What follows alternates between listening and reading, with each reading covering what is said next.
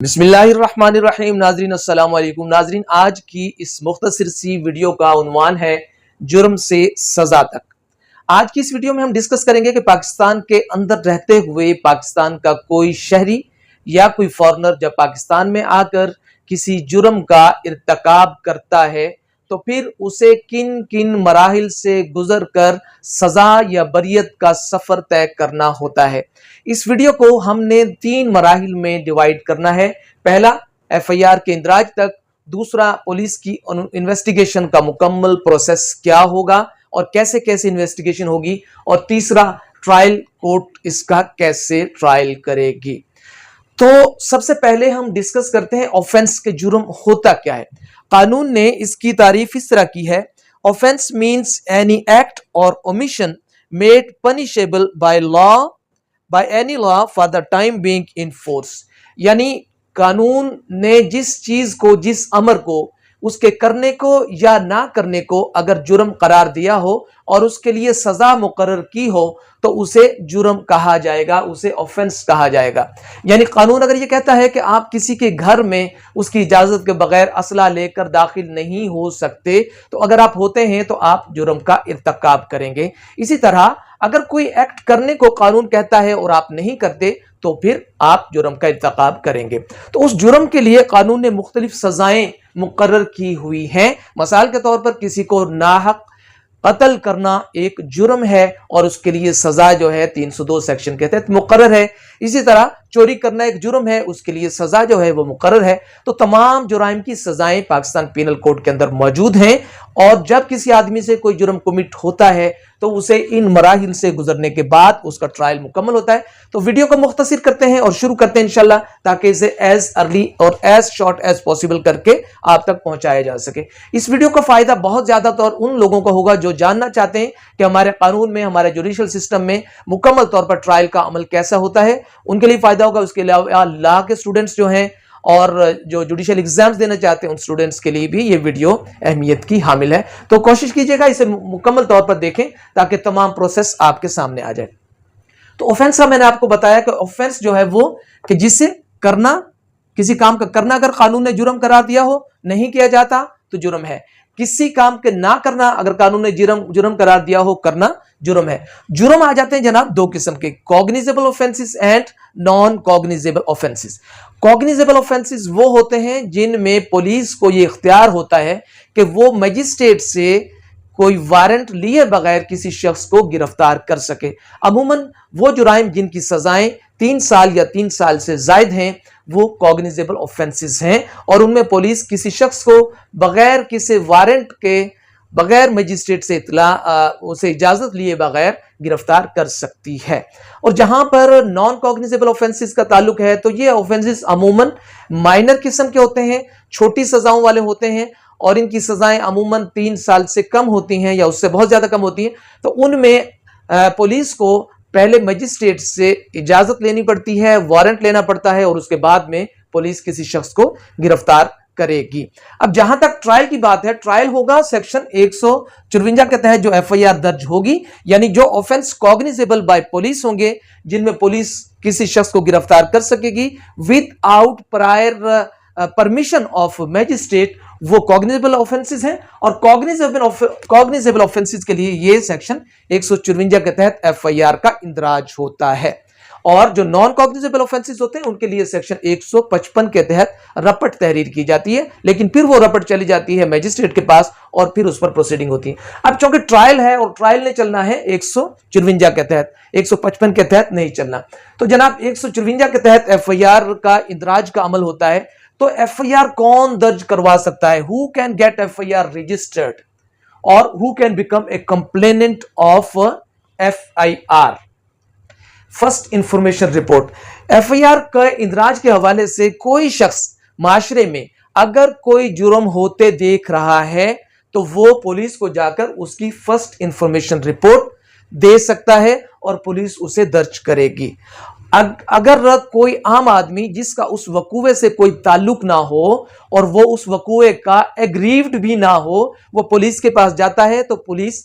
کے اوپر بائنڈنگ ہے کہ وہ اس وقوع کی ایف آئی آر رجسٹرڈ کرے. لیکن عام طور پر جس شخص کو ایگریوڈ پرسن ہم کہہ سکتے ہیں، جس کے گھر چوری ہوئی ہے، جس کے ساتھ ڈاکہ ہوا ہے، جس کے ساتھ زیادتی ہوئی ہے، جس کو مارا پیٹا گیا ہے، جو ایگریوڈ پرسن ہے وہ کمپلیننٹ یعنی مدعی بن سکتا ہے. تو بہرحال کسی شخص کے ساتھ زیادتی ہوئی، اس نے پولیس کو درخواست دی، پولیس نے جناب اس کی ایف آئی آر درج کی سیکشن 154 کے تحت.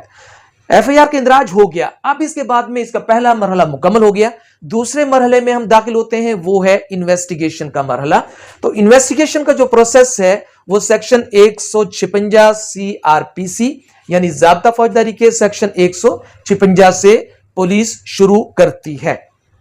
156 میں آگے سب سیکشن آ گیا 156 اے.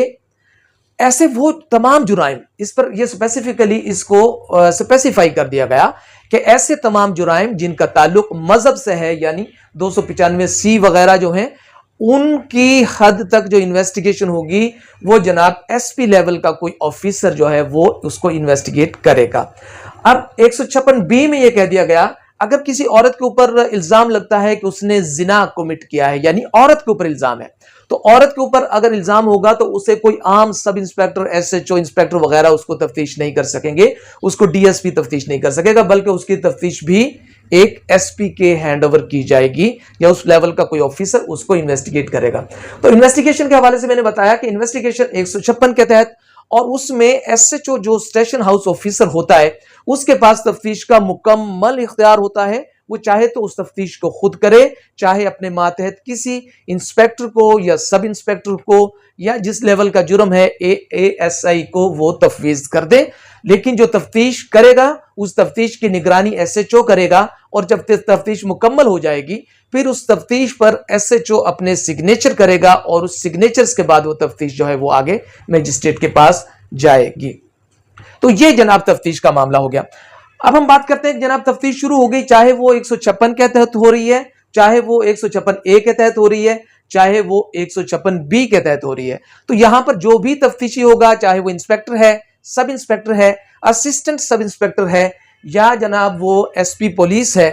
ان کو قانون یہ کہتا ہے کہ ہم آپ کو امپاور کرتے ہیں، ہم آپ کو طاقت دیتے ہیں کہ آپ کسی بھی شخص کو جسے آپ یہ سمجھتے ہو کہ اس وقوع سے اس شخص کا کسی بھی قسم کا تعلق ہے، یا اس شخص کے پاس کوئی انفارمیشن موجود ہے یا کوئی مٹیریل موجود ہے جو انویسٹیگیشن کے دوران جو ہے وہ ہیلپ کر سکے، تو وہ کسی بھی شخص کو وہ بلا سکتا ہے کہ بھائی آپ تھانے میں حاضر ہو، اور حاضر ہو کر اپنا آپ بیان قلم بند کروائیں. عام طور پر بلایا ان لوگوں کر جاتا ہے جن کو گواہ بنایا ہو مدعی نے یعنی کمپلیننٹ نے. لیکن یہ سیکشن بہرحال آتھورائز کرتا ہے کہ کسی بھی شخص کو جسے انویسٹیگیٹنگ آفیسر یعنی آئی او سمجھے کہ اس شخص کا آنا ضروری ہے انویسٹیگیشن کے حوالے سے، وہ اس کو بلا سکتا ہے. اب ہم آگے چلتے جناب. بلا لیا گواہ کو تو گواہ کا بیان قلم بند کیا جائے گا سیکشن 161 ضابطہ فوجداری میں. گواہان جن کا ذکر کیا ہے ایف آئی آر میں، یا ایسے تمام گواہان جو کسی بھی طرح سے اس وقوع سے لنک ہوں یا ان کے پاس کوئی انفارمیشن موجود ہو، ان کا بیان تفتیشی قلم بند کرے گا سیکشن 161 کے تحت. اور پھر مزید یہ کہ ان بیانات کے اوپر ایسے گواہان کے سگنیچر نہیں ہوں گے، یہ کہا ہے سیکشن 162 ضابطہ فوجداری نے. اب اس سے آگے جو اہم سیکشن آ جاتا ہے وہ آ جاتا ہے جناب 164 سی آر پی سی. یہاں پر کنفیشنز، کوئی ملزم اگر کنفیس کرتا ہے اپنے گلٹ کو، یا کسی بچی کے ساتھ یا کسی عورت کے ساتھ کوئی وقوع ہوا ہے، تو پھر اگر وہ بیانات اپنا ریکارڈ کرنا چاہیں تو پھر وہ 164 سیکشن کے تحت اپنا بیان ریکارڈ کروائیں گے. لیکن یاد رہے کہ ایسا گواہ یا کوئی وکٹم جو 164 کے ساتھ کے اوپر اپنا بیان ریکارڈ کروانا چاہتا ہے تو اس بیان کو اہمیت تبھی دی جا سکے گی جب اس بیان کے اوپر ملزم کے وکیل کو جرح کرنے کا موقع فراہم کیا گیا ہو. یہ لازم ہے. تو 164 جو ہے اس کی ایویڈنشری ویلیو بنانے کے لیے اگر وہ مدعی اپنے فیور میں دلوانا چاہتا ہے اپنے کسی گواہ سے، اپنے وکٹم سے، تو پھر اس کو ضروری ہے کہ وہ ریکوائرمنٹس کو پورا کرے اور ملزم کو اس حوالے سے موقع دیا جائے کہ وہ گواہ کے اوپر جرا کر سکے یا اس کا وکیل گواہ کے اوپر جرا کر سکے، تو پھر ایسی شکل میں اس 164 کے بیان کی ایویڈینشری ویلیو مکمل ہوگی۔ اب جناب گواہوں نے آئیو نے تفتیش شروع کر دی، بیانات ریکارڈ کر لیے، لیکن تفتیش کے حوالے سے ان کو موقع دیا گیا ہے کہ آپ 24 گھنٹے کے اندر آئیو اپنی تفتیش کو مکمل کریں، لیکن آئیو اپنی تفتیش کو 24 گھنٹے کے اندر مکمل نہیں کر سکتا، تو پھر قانون نے ان کو آتھورائز کیا ہے کہ آپ 14 دن میکسیمم آپ ملزم کو اپنے پاس رکھ سکتے ہیں، ملزم کی تفتیش کر سکتے ہیں، اس سے آگے نہیں جا سکتے۔ اب 24 گھنٹے بعد تفتیشی اب ملزم کو پیش کرے گا، کس کے پاس پیش کرے گا؟ میجسٹریٹ کے پاس، اور میجسٹریٹ جو ہے اس کو الاؤ کرے گا اگر وہ ضروری سمجھے گا کہ جناب اس میں مزید موقع دیا جانا چاہیے تفتیشی کو، تو جناب وہ اسے 2 دن کی تفتیش کے لیے 2 دن کی کسٹڈی مزید دے سکتا ہے، پھر 3 دن یا 2 دن مزید دے سکتا ہے، لیکن میکسیمم پیریڈ جو ہے وہ کتنے دن کی دے سکتا ہے؟ وہ 14 دن کی دے سکتا ہے۔ اب یہاں پر میں واضح کر دوں کہ یہ شکل اس صورت میں ہے کہ جب ملزم گرفتار ہو گیا تھا۔ جب ملزم گرفتار نہیں ہوا تھا تو ملزم کے پاس جو چیز موجود تھی پولیس کی گرفتاری سے بچنے کے لیے وہ تھی اس کی ضمانت قبل اس گرفتاری۔ اگر وہ ضمانت کروا لیتا ہے تو پھر پولیس اس کو گرفتار نہیں کر سکتی تھی، تو پھر ریمانڈ پولیس نے نہیں لینا تھا، بلکہ پولیس نے تفتیش ملزم سے کرنی تھی اس کی گرفتاری کے بغیر۔ اب چونکہ ملزم گرفتار ہو چکا ہے، جب ملزم گرفتار ہو چکا ہے تو 24 گھنٹے کے اندر اس کو پیش کرنا تھا، 24 گھنٹے میں پیش کر دیا۔ اب 24 گھنٹے میں تفتیش مکمل نہیں ہوئی تو میجسٹریٹ نے مزید 3 دن کا یا 4 دن کا ٹائم دے دیا، یہ تحریر کرتے ہوئے کہ اس کا جو اس کا فزیکل ریمانڈ ہے وہ پولیس کو مزید اس حوالے سے کرنا ضروری ہے کہ اس پر ابھی بہت ساری ریکوریز ہو سکتی ہیں یا فلاں کام ہو سکتا ہے، تو جناب وہ جسٹیفیکیشن دیتے ہوئے میجسٹریٹ جو ہے اس کا ریمانڈ پولیس کو دے گا، اور زیادہ سے زیادہ جیسے میں نے کہا 14 دن۔ تو جناب 14 دن کا ریمانڈ بھی ہو گیا، اور ریمانڈ کے دوران پولیس نے یہ محسوس کیا کہ ملزم کے خلاف کوئی مٹیریل خاص اویلیبل نہیں ہے جو اس کو اس جرم سے کنیکٹ کر رہا ہو، تو پولیس کیا کرے گی کہ پولیس اس میں ملزم سے بانڈ لے کر، اس سے ضمانت لے کر ملزم کو جو ہے وہ اس کیس میں سے اس کو چھوڑ سکتے ہیں، اس کو گرفتار نہیں کریں گے، اس کی ضمانت منظور کر سکتے ہیں، اور پھر رپورٹ بنائیں گے اس حوالے سے کہ جناب ملزم کے خلاف مٹیریل اویلیبل نہیں ہے، تو وہ اس کی اخراج رپورٹ بھی پولیس بنا سکتی ہے۔ لیکن اگر پولیس سمجھتی ہے کہ ملزم کے خلاف تو بہت سارا مٹیریل اویلیبل ہے جو اس کو بظاہر کنیکٹ کر رہا ہے کہ اس نے اس جرم کا ارتکاب کیا ہے، تو پھر جناب سیکشن 170 کے تحت اس کو تحریر کیا جائے گا کہ ملزم کے خلاف سفیشنٹ ایویڈنس اور سفیشنٹ مٹیریل موجود ہے جو ملزم کو کنیکٹ کر رہا ہے اس جرم کے ساتھ، تو پھر جناب وہ تحریر میں لایا جائے گا، اور اس طرح پھر 173 کی رپورٹ جو ہے وہ سبمٹ کر دی جائے گی میجسٹریٹ کو۔ سبمٹ ہوگی جناب، وہ سبمٹ ہوگی وہ پروسیکیوٹر کے ذریعے، اور اس کے اوپر سگنیچرز ہوں گے SHO کے، جو اون کرے گا کہ یہ تفتیش میرے انڈر ہوئی ہے، اور اس طرح وہ تفتیش جناب اون کرنے کے بعد رپورٹ سبمٹ ہو گئی، اور رپورٹ جائے گی پھر پروسیکیوٹر کے ذریعے سیکشن 190 کے تحت جو ہے اس کی کوگنیزنس میجسٹریٹ لے گا۔ تو سٹوڈنٹس، ہم نے انویسٹیگیشن کے عمل کو مکمل کر لیا، اب ہم بات کریں گے ٹرائل کی، اور ٹرائل کس کے ذریعے؟ میجسٹیریل کورٹ کا ٹرائل کیسے ہوگا؟ تو ٹرائل میں جب میجسٹیریل کورٹ کا ہم ٹرائل کرتے ہیں تو یہ سٹارٹ ہوتا ہے سیکشن 241 سے۔ سیکشن 241A بیان کرتا ہے supply of statements and documents to accused, تو وہ تمام کاپیز یعنی FIR کی کاپی، FIR کے علاوہ جو انویسٹیگیشن کا عمل ہوا مکمل طور پر اس کی رپورٹ کی کاپی، اس کے علاوہ 161 کی جو سٹیٹمنٹس ہیں یا وہاں پر جو میپ بنایا گیا اس کی کاپیز بھی ملزم کو فراہم کی جائیں گی۔ مزید یہ کہ 161 کے ساتھ اگر کسی مرحلے پر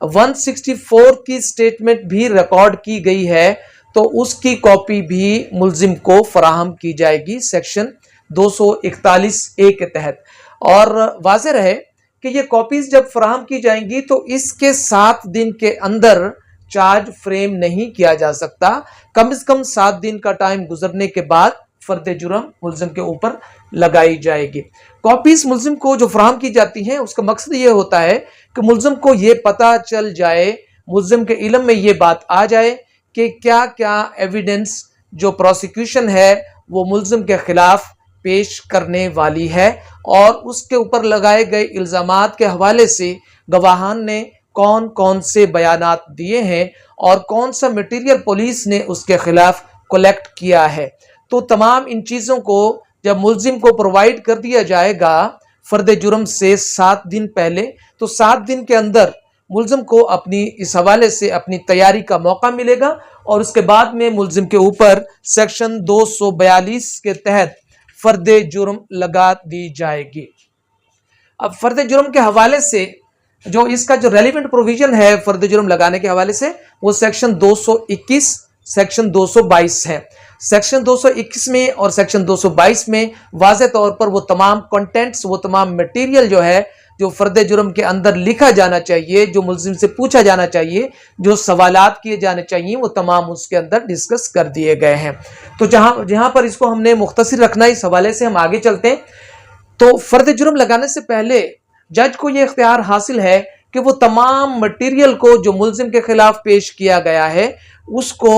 ملاحظہ فرمائے، ایف آئی آر کو، انویسٹیگیشن کو، یا وہ تمام چیزیں جو مٹیریل کلیکٹ کیا ہے، اور اس کو ملاحظہ فرمانے کے بعد اگر مجسٹریٹ یہ سمجھتا ہے کہ ملزم کے خلاف کوئی چیز ایسی موجود نہیں ہے جس کی بنیاد کے اوپر ملزم کو سزا دی جا سکے، تو پھر وہ فرد جرم عائد نہیں کرے گا، بلکہ ملزم کو وہ رہا کر سکتا ہے، اس کو ایکویٹ کر سکتا ہے۔ لیکن اگر وہ یہ سمجھتا ہے کہ جو مٹیریل ملزم کے خلاف پیش کیا گیا ہے اس کے اندر اتنی جان موجود ہے کہ اس کے اوپر ٹرائل کیا جا سکے، ایویڈنس کلیکٹ کی جا سکے، اور اس کی بنیاد کے اوپر جو ہے وہ فیصلہ کیا جائے، تو پھر وہ اس کو فرد جرم وہ لگائے گا اور ملزم سے سوالات پوچھے گا۔ سوالات اس نوعیت کے ہو سکتے ہیں کہ بھائی آپ کے اوپر فلاں فلاں الزام لگا ہے کہ فلاں گواہان کے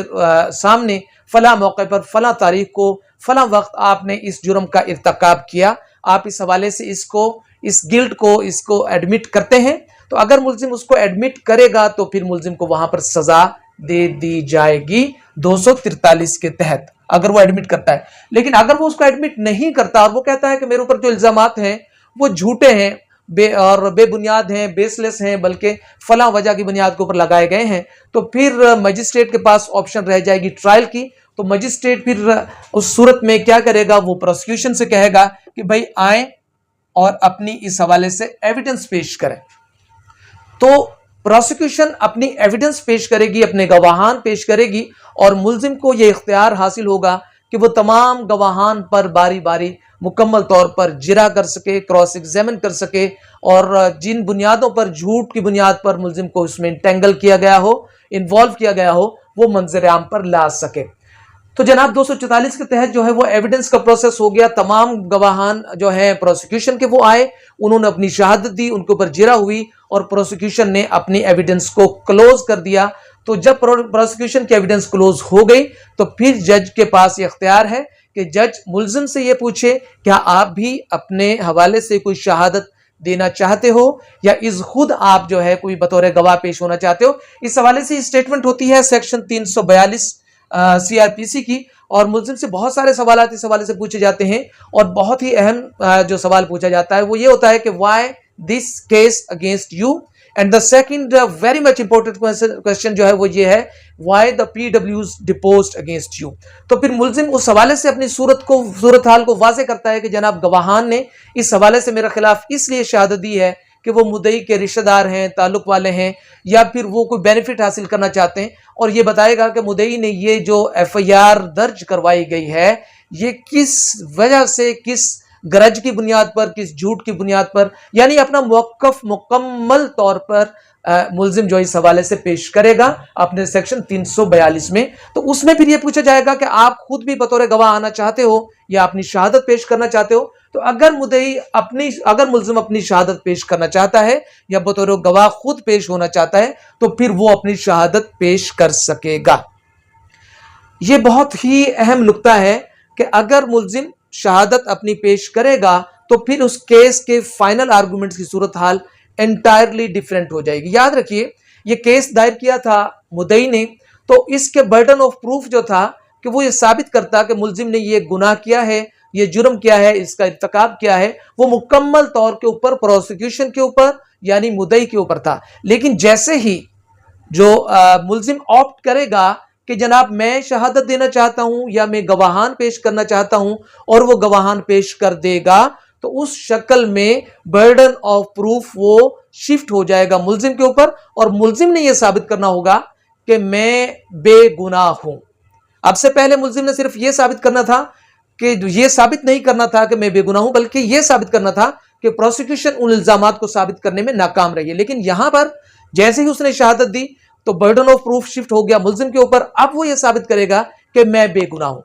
اور یہ بہت بڑی خطرناک ملزم کے حوالے سے بڑی کرٹیکل یہ ڈیسیژن ہوتا ہے۔ اگر ملزم ایسا کرتا ہے تو پھر اسے جو ہے حالات کا سامنا کرنا پڑ سکتا ہے۔ تو جناب ملزم نے اگر آپٹ کیا کہ وہ شہادت دے گا اور اس نے شہادت دی تو پھر فائنل آرگومنٹس کو پہلے ملزم سٹارٹ کرے گا۔ لیکن اگر ملزم اپنی شہادت نہیں دیتا اور صرف ڈاکومنٹری ایویڈنس اپنی پیش کرتا ہے تو پھر پروسیکیوشن فائنل آرگومنٹس کو پیش کرے گی اور وہ اپنے الزامات کو ثابت کرے گی، اپنے چارج کو ثابت کرے گی۔ تو جناب فائنل آرگومنٹس ہو گئی۔ فائنل آرگومنٹس کے بعد سیکشن 245 آ گیا، جو اگر کوئی ایسی چیزیں آ گئی ملزم کے خلاف جو ثابت کر رہی ہیں کہ الزامات مدعی کے مکمل طور پر درست ہیں تو پھر اس میں جج صاحب ملزم کو کنوکشن کریں گے۔ لیکن اگر وہ ثابت نہ کر سکے پروسیکیوشن اور جج صاحب یہ کہتے ہیں کہ اس میں جناب گنجائش موجود ہے تو پھر اس میں شک کا فائدہ دیتے ہوئے یا مکمل طور پر ملزم کو درست قرار دیتے ہوئے، ملزم کو بے گناہ قرار دیتے ہوئے عدالت اس کو 245 کے تحت ایکویٹ کر دے گی، بری کر دے گی۔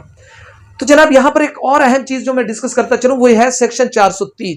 یعنی ڈبل جیوپارڈی۔ اس سیکشن میں یہ ڈکلیئر کیا گیا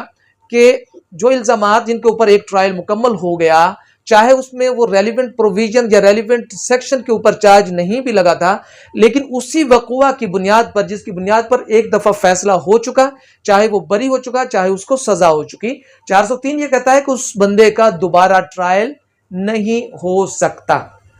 اور ایک اور اہم چیز اس میں یہ ہے کہ اگر کسی مرحلے پر ملزم یہ سمجھتا ہے کہ اس کے کیس میں اتنی گنجائش موجود ہے کہ اس میں سزا ممکن نہیں ہے تو وہ ٹرائل کے کسی بھی موقع پر سیکشن 249A کے تحت ایک اپلیکیشن سبمٹ کرے گا بیفور ٹرائل کورٹ اور کہے گا کہ جناب چارج جو ہے وہ گراؤنڈ لیس ہو چکا ہے اور فردر اگر اس ٹرائل کو چلایا جاتا ہے تو اس میں ملزم کے سزا ہونے کے چانسز نہیں ہیں، لہٰذا اسے بری کیا جائے اور اسے بری کیا جا سکتا ہے۔ تو ٹرائل کا عمل مکمل ہوا۔ اب ہم بات کرتے ہیں اپیل کے حوالے سے۔ اگر کسی شخص کو ٹرائل مکمل ہونے پر مجسٹریٹ سزا دیتا ہے تو اس کے خلاف اپیل دائر کرے گا وہ شخص سیکشن 408 کے تحت، لیکن اگر کسی شخص کو بری کیا جاتا ہے تو اس میں پروسیکیوشن اپیل کرے گی ایکویٹل کے خلاف سیکشن 417 ضابطہ فوجداری کے تحت۔